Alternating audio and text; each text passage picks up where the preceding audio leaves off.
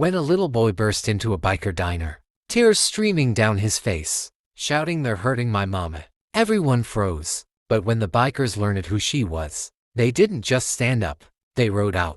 In a small dusty town off Route 67, the locals knew Mama June's Diner, a cozy spot run by June, a kind-hearted waitress who'd been in a wheelchair ever since a car accident years back. Despite her struggles, June never complained. She worked double shifts, made sure every traveler had a warm plate and a smile, and raised her 7-year-old son, Toby, all by herself. One afternoon, a group of tough-looking bikers from the Iron Wolves rolled into town. Most folks avoided them, whispering about their tattoos and leather jackets. But June, she greeted them like family, served them homemade pie, and even remembered their names the next time they came.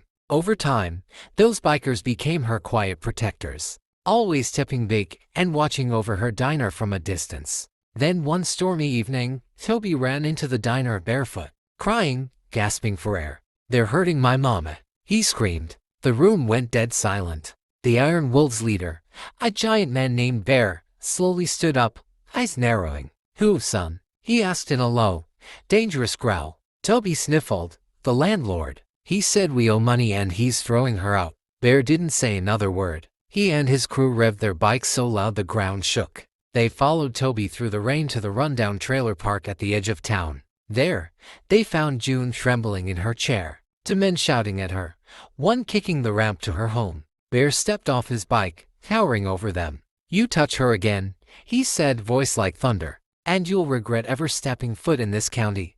The men backed off, stammering apologies before running off into the dark. The bikers didn't stop there. The next morning, the Iron Wolves showed up with tools and wood. They rebuilt June's ramp, fixed her roof, and handed her an envelope full of cash. "Rent's covered for a year," Bear said simply. June cried, whispering, "I don't know how to thank you." Bear smiled softly. "You already did, June, with pie and kindness when no one else would." From that day on, whenever the roar of motorcycles echoed down Route 67, everyone knew they weren't trouble. They were angels on wheels, watching over the woman who'd once fed them with nothing but love.